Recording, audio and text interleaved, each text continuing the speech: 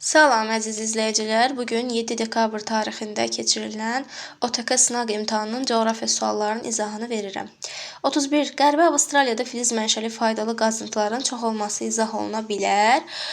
Filiz mənşəli suxurlar harda olur? Kristallik bünövrənin yer səthinə çıxdığı yerlərdə. Orada maqmatik suxurlarla zəngin olur və filiz mənşəli faydalı qazıntılar da bilirik əsasən maqmatik mənşəli suxurlardır. Yəni kristallik bünövrənin yer səthinə çıxması ilə. Cənub mülayim işıqlanma qurşağının şimal sərhəddi haradan keçir?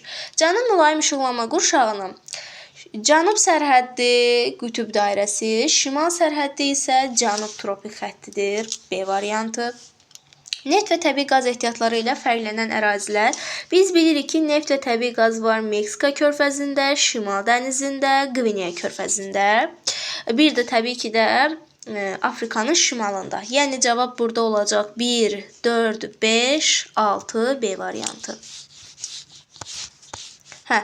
34-də deyir ki, Zod qızıl yatağının coğrafi mövqeyini dəqiq müəyyən edilməsi üçün hansı inzibati rayonun xəritəsindən istifadə edilir? Zod qızıl yatağı hansı rayonda yerləşir? Kəlbəcər rayonunda. Deməli, Kəlbəcər inzibati rayonun xəritəsindən istifadə edərik. 35. Vulkan mənşəli dağları seçin. Yəni, qısaca vulkanları biz bu variantda seçməliyik. Məsələn, Pamir, Himalay tektonik dağlardır. Onları götürə bilmərik. Qafqaz tektonik dağdır. Alp tektonik dağdır. Yerdə nə qalır? Kazbek, Kilimanjaro, Timbarosu. Hər üçü vulkandır. 36.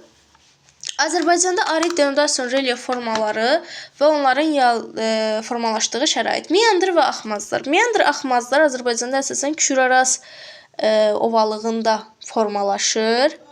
Bol yağıntılı və az meyilli düzənliklər. Yəni Küraraz ovalığı həm də meandr və axmazlar arid denudasiyon relyef formaları sayılmır. Yəni bir qədər. Arid denudasiyon relyef formaları əsasən yarğan, qobu və bedlendlərdir. Əslində burada cavab elə 5 olmalıdır. Az yağıntı və meyilli ərazilər. A. Sonra 37-ci suala baxırıq. Sxemə əsasən ayın tarixini müəyyən edin. Baxırıq burada. Gecə və gündüzdən görürük ki, şimal yarımkürəsində gecələr uzundur, cənub yarımkürəsində gündüzlər uzundur. Deməli, şimal yarımkürəsində qış, cənubda isə yay fəslidir. Biz şimal yarımkürəsində yaşayırıq da, düzdür? Bizdə qış nə zaman olur? 22 dekabr tarixində. 38-də deyir ki, eyni tektonik zonaya uyğun gələn relyef formalarını verildiyi variantı müəyyən edin. Qarayazı düşür Kür çökməsinə, Qanıq Əyriçay düşür Kür çökməsinə, Talış dağları isə düşür Kiçik Qafqaz qalxmasına. Salyan düzü Kür çökməsi, Cənub-Şərqi Şirvan düzü Kür çökməsi, Muğan düzü Kür çökməsi. Cavab burada olacaq B variantı. Muğan Kür çökməsi, Qarabağ isə Kiçik Qafqaz qalxması olduğu üçün bu səhvdir. Lənkəran Kür çökməsinə düşür. Samur dəvəçi isə Ön Qafqaz çökməsi yanlışdır. Vulkanik yayla Kiçik Qafqaz qalxması, Qanıq Əyriçay isə Kür çökməsinə düşdüyü üçün Y variantı da yanlışdır. 39. Uyğunluğu müəyyən edin. And, Alp, Kordilyer, su ayrıca Atlas dağları. Deməli, And dağları harda yerləşir? Cənubi Amerika materikində. Alp dağları Avrasiya materikində. Kordilyer Şimali Amerikada. Böyük su ayrıcı Avstraliyada və Atlas dağları isə Afrika materikində yerləşir. Yəni C, D, E, B C, D C, A, D C, A, D. Mən burada bir dənə variantı çaşmışam. Atlas, Afrika. Burada D yazmaqdan A yazmışam. C, A, E, B,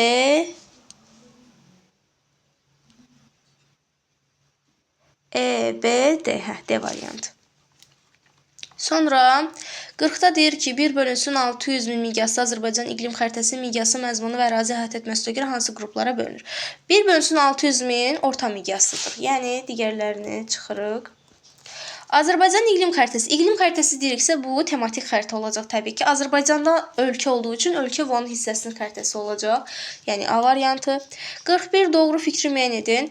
Platformada seismik proseslər güclü olmur, zəif olur. Mantia ağır maddələr və radioaktiv maddələrdən təşkil olunmuşdur. Xeyr, ağır maddə və radioaktiv maddələr nüvəyə aiddir. Qədim dağların zirvələri şiş uclu olmur. Xeyr, yastı olur əsasən. Ovalıqların səthi qalın çökmə süxurlarla örtülüdür. Bəli, yaylalar akkumulyasiya deyil, denudasiyaya məruz qalır. 41-də cavab olacaq D variantı. İndi 42-ci suala baxaq. Krater nədir? Düzənlik ərazilərin tektonik qalxması deyil. Düzənlik ərazilərdə tektonik qalxma zonalarında, məsələn, sipər qalxan yaranır. Geosinklinal ərazidirsə, və daha doğrusu platforma ərazisidirsə, biz bura əsasən deyirik antiklizlər. Vulkan konusunun zirvəsindəki qıf şəkilli çökəklikdir. Bəli. Qurunun qədim buzlaşmaya məruz qalmış hissələri və onların müasir relyef izləri əsasən qütbə yaxın ərazilərdə, Şimali Amerikanın məsələn, qütbə yaxın olan hissələrində, Skandinaviya sahillərində rast gəlinir bu relyef aidlərinə. Baxın, Avropa və Şimali Amerika buzlaq gölləri, moren tirələri. Bəli. 44. Kar, moren, Trog dərəsi. Bunlar nədir? Buzlağın işidir. Cavab olacaq E variantı. 45. Üzvü mənşəli mineral ehtiyatlar qrupu. Üzvü mənşəli. Məsələn, molibden nədir? Adətən bu arada yanar faydalı qazıntıları seçmək lazımdır. Molibden məsələn filizdir, maqmatik olacaq. Mis filizdir, maqmatik. Filizlər hamısı maqmatik. Almaz, qiymətli daş, metamorfik süxur olacaq. Cavab burada A variantıdır. Daha sonra bu suala elə bil ki 39-cu suala baxmışam. Bunu bir dəfə də desəm təkrar qoyub. 46-cı sual. Xəritə sxemə əsasən uyğunluğu müəyyən edin. Deməli, burada Şirvan düzü hardadır? D. Deməli, 1-də olacaq D. Muğan düzü hardadır? C. 2-də olacaq C. Mil düzü olacaq A. Cənub-şərqi Şirvan düzü olacaq Xəzər sahilində B.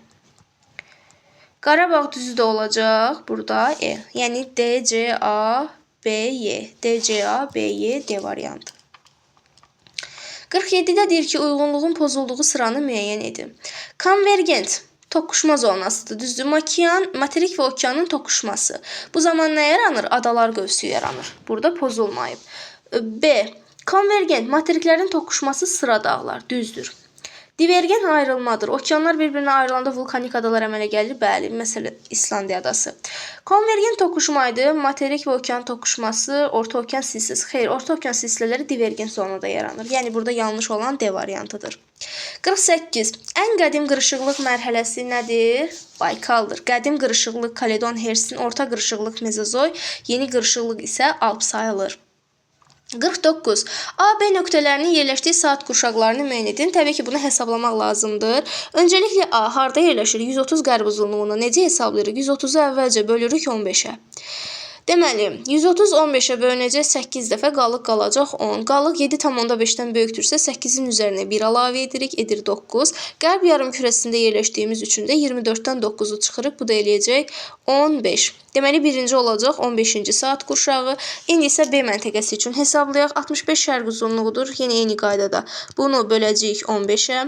Deməli, bölünəcək 4, qalıq qalacaq 5. Qalıq 7,5-dən kiçik olduğu üçün dəymirik. Şərq yarımkürəsində olduğumuz üçün də çıxmırıq. Olacaq 4. Deməli, cavabımız olacaq 5 və, daha doğrusu 15 və 4-cü saat qurşağı, yəni E variantı. 50. Azərbaycanda ən qədim süxurların yayıldığı əraziləri. Paleozoy yaşlı süxurlar Azərbaycanda harda var? Tovuz çay sahilində və Dərələyəzdə. Deməli, burada olacaq 2-5. Bu arada, Sədərək ətrafı Dərələyəz. 51. Xəritə sxemdə rəqəmlərlə verilmiş materiklərin ucqar nöqtələrinin düzgün sırasını müəyyən edin. Birinci nədir? Avstraliyanın ucqar şimal nöqtəsi, yəni York burnu. 2. Asiyanın şimal ucqar nöqtəsi, Çelyuskin burnu. 3. Afrikanın ucqar cənub nöqtəsi, İynə burnu. 4. Cənubi Amerikanın ucqar şərq nöqtəsi, Cabo Branco burnu. Cavab olacaq D variantı. 52. Miqyası 1/600.000, xəritədə sahəsi 6 sm kvadrat olan gölün yer üzündəki həqiqi sahəsini hesablayan həqiqi sahə düsturunu istifadə edirik. Həqiqi sahə nəyə bərabərdir? Miqyas, daha doğrusu miqyasın kvadratı, miqyas da nədir? 1 santimetrdə 6 kilometr olacaq. 1 santimetr kvadratdan neçə kilometr? 36. 36 vurulsun.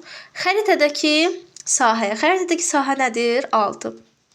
Deməli biz nə edirik?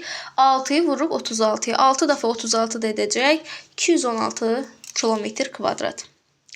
53-də deyir ki, 23 sentyabrda A məntəqəsində günəş 6:55-də çıxır, B məntəqəsində isə günəş A məntəqəsinin yerli vaxtına görə 19:20-də batır. Bu məntəqələr arasında neçə dəqiqə vaxt fərqi var? Necə hesablayacağıq? Biz burada nəyə diqqət etməliyik? 23 sentyabrda gündüzün uzunluğu 12 saat olur. Yəni 6:55-də doğan günəş nə zaman batacaq? Bunu tapmaq üçün 6:55-in üzərinə biz 12 saat gəlməliyik. 12:00 gəlirik üzərinə. Bu da eləyəcək, deməli 18:55. Deməli A məntəqəsində saat 18:55-də batır, B məntəqəsində isə 19:20-də batır.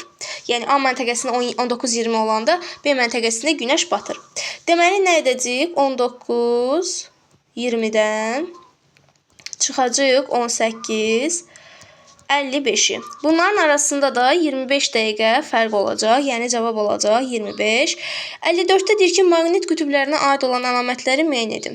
Coğrafi koordinatları yoxdur. Niyə? Maqnit qütblərinin coğrafi koordinatları var. Sadəcə tez-tez dəyişir. Yerlərini şərqə və qərbə doğru dəyişirlər. Bəli. Coğrafi meridianlar buradan başlamır. Xeyr, coğrafi meridianlar qütblərdən başlayır. Yerin coğrafi oxunun yer səthinə çıxdığı nöqtələrdir. Xeyr, bunlar da coğrafi qütblərdir. Kompasın əqrəbi onlara doğru mu istiqamətlənir? Bəli. 55-də ki, respublikamızın düzənliklərində yayılan faydalı qazıntılar əsasən çökmə mənşəli faydalı qazıntılar olacaq. Neft, təbii qaz və gil.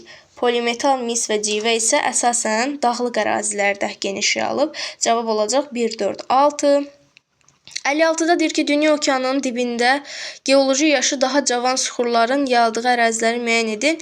Düzü açığı görünür, amma daha cavan suxurlar daha çox geosinklinal qurşağa uyğun gələcək. Gördüyüm qədərilə 2 daha cavan olacaq.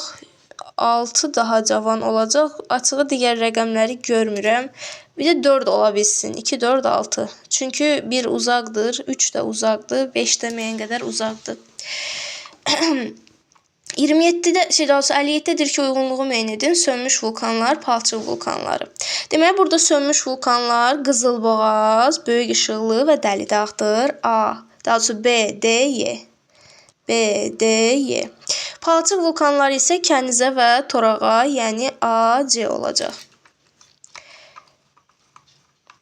Situasiya sualında deyir ki, yer kürəsində coğrafi obyektləri yerləşdirdikləri yarımkürələrə görə fərqləndiririk. Ümumilikdə yer kürəsi 4 yarımkürəyə ayrılır. Hər bir coğrafi obyekt ən azı 2 yarımkürədə yerləşir. Yer kürəsini yarımkürələrə ayıran xəyali xəttlər nə olacaq? Təbii ki də ekvator şimal və cənub yarımkürəsini ayırır. Onu şərq və qərb yarımkürəsinə ayıran isə Greenwich meridianı və 180 dərəcəlik meridiandır. Daha sonra 59-da deyir ki, hansı materiklər yalnız 2 yarımkürədə yerləşirlər? Şimali Amerika materiki 2 yarımkürədə yerləşir və təbii ki də Avstraliya materiki 2 materikdə yerləşəcək. Yer kürəsini yarımkürələrə ayıran xəyali xəttlərin əmələ gətirdiyi çevrələrin uzunluqları arasındakı fərq kilometrlə hesablayın. Deməli, bir meridianın uzunluğu, daha doğrusu meridian çevrəsinin uzunluğu 40.009 kilometrdir. Paralel çevrəsinin uzunluğu isə 40.076 kilometrdir. Təbii ki, bunların fərqini hesablayırıq. 40.076-dan 40.009 çıxanda nə edəcək? 67. Demək, 67 kilometr bunların arasında fərq var. Bu da olacaq sonuncu situasiya sualı.